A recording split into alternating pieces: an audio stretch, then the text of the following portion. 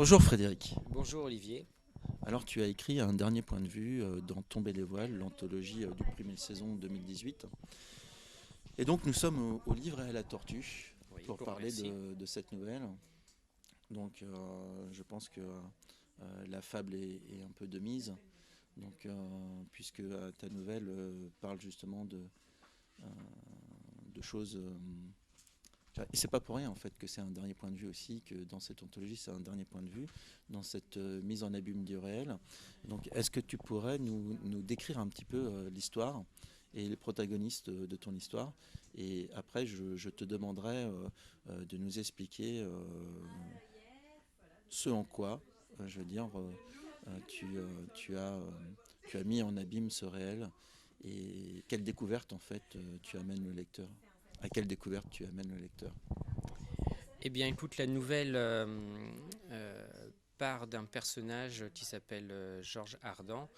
On est dans un univers, on va dire, rétrofuturiste, et ce personnage, suite à un drame dans sa vie, un double drame, se plonge complètement dans son travail et consiste à finalement construire une sorte de moteur qui va compresser, replier l'espace sur lui-même, un moteur à compulsion qu'il appelle ça, pour augmenter, enfin pour permettre à l'humanité de conquérir l'espace. Pour l'instant, l'humanité s'est limitée à aller sur la Lune et il veut aller plus loin.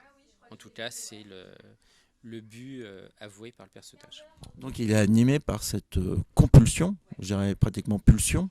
Tout à fait, oui, d'où le nom du moteur. Oui, oui, tout à fait. C'est quelque chose qui le propulse, qui le pousse en avant dans, dans une volonté d'aller chercher une vérité, en fait. Alors c'est la perte de l'être aimé en fait Oui.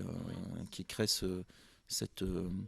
et donc il a envie de parcourir cette distance entre l'être aimé qui a disparu et lui-même.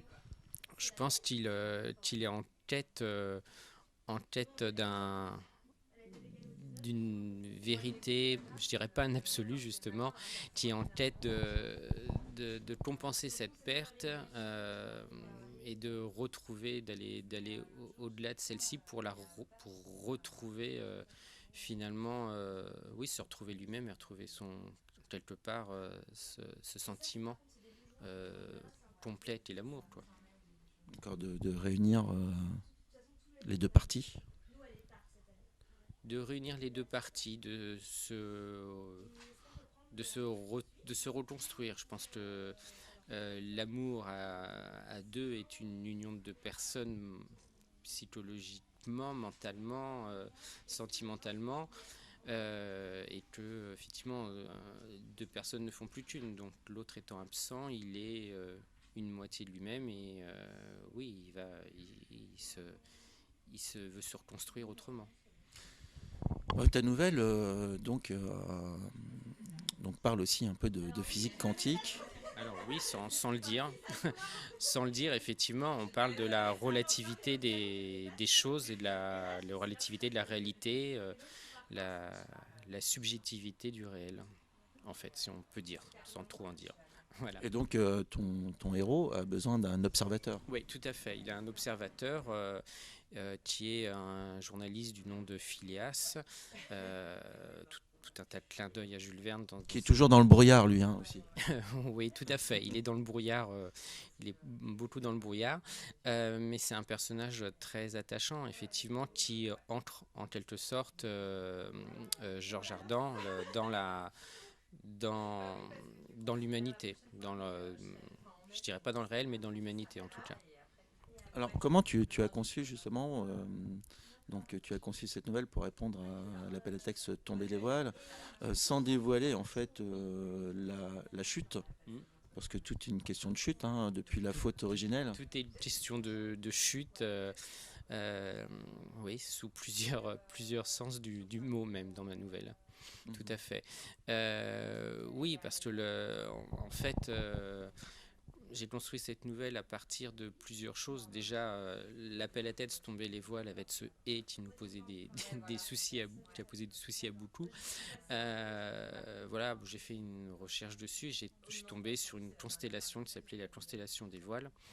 Et à partir de là, effectivement, j'ai eu cette idée de faire partir les personnages vers l'espace et de l'espace étant effectivement une ouverture large et sur la perception de la réalité telle qu'on la voit.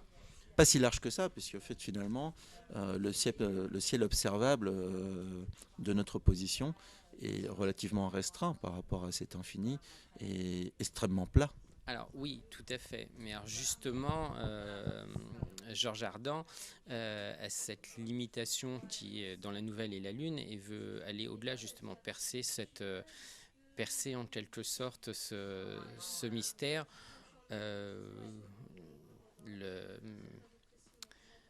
Disons l'imposer, on peut le comprendre.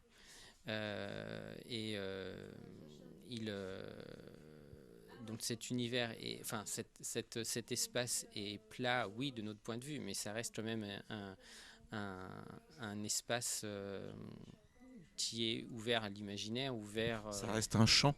Un champ d'observation. Tout à fait, ça reste un champ d'observation et un champ du possible. Voilà. Et donc ce voyage est aussi une façon de délier Georges de notre planète, de là où il a finalement souffert, pour aller vers autre chose. Alors, est-ce qu'on peut faire quelque chose contre cette souffrance, justement, cette souffrance qui est liée à cette pensée d'un monde déterminé, d'un monde fini, et d'un monde dans lequel l'absence de liberté ferait loi? Alors oui, je pense, oui, justement, tout à fait.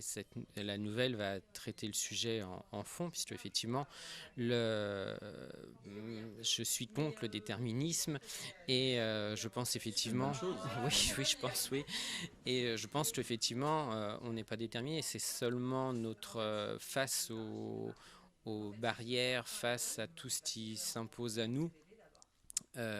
C'est finalement notre force réside dans notre volonté, dans notre désir de modifier les choses, d'aller de l'avant, même si peut-être en pratique c'est plus difficile à réaliser. Donc, aller de l'avant, c'est pas une fuite. Non, aller de l'avant, c'est pas une fuite. Non, non, c'est. Je pense que le personnage qui va de l'avant dans la nouvelle ne fuit pas.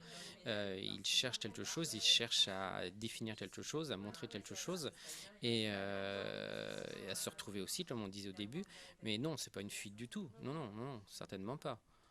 Aller de l'avant, c'est refuser des édits, refuser des dogmes contre lesquels on peut être en désaccord et chercher à avancer soi-même, mais avancer aussi pour les autres, pour l'humanité. Et c'est ce que le personnage désire faire, oui. Désire faire complètement. Oui, il est dans cette démonstration en fait et dans cette démonstration en fait du pouvoir de l'homme sur la matière. Oui, oui, tout à fait. Il est sur cette. Tu parlais tout à l'heure de la physique quantique. Effectivement, la physique quantique est quelque chose qui aussi obscur que ça puisse être, parce que c'est quand même complexe. Parce qu'il y a un rideau à abattre en fait, Alors, oui, un voile à abattre. Mais est-ce que le voile est Est-ce que à faire tomber, oui. Oui, à faire tomber, oui, tout à fait, à faire tomber. Mais ce voile, voilà, la physique quantique va nous montrer qu'effectivement que les choses ne sont pas déterminées à l'avance et que c'est notre regard qui peut orienter les effets. L'observation va déterminer le résultat. Et voilà. C'est-à-dire que l'observation est une information. Oui, l'observation est une information, je dirais même qui plus est, une information relative à l'observateur. Voilà, c'est la subjectivité bafouée par, enfin non, l'objectivité bafouée par notre subjectivité, totalement, et notre subjectivité consciente ou inconsciente. Voilà, un fait va être décrit de manière différente par deux observateurs. Voilà, c'est une évidence à partir de laquelle je suis parti aussi pour construire la nouvelle. Tomber les voiles, donc Frédéric, ça signifie quoi exactement pour toi? Alors, tomber les voiles, c'est vraiment révéler, dévoiler, dévoiler une vérité ou une réalité au-delà d'une apparence. C'était Frédéric Godbillot. Gobillot. Gobillot. Voilà. Donc, qui nous a présenté sa nouvelle Un dernier point de vue. Bonne chance Frédéric. Merci. Et puis pour le concours. Et bon, que la vérité se fasse jour, se révèle. Et donc elle a besoin d'un observateur. Le point de vue des lecteurs compte. Exactement, c'est à eux de dévoiler aussi le réel. Tout à fait. Voilà. Merci. Merci Olivier. À bientôt.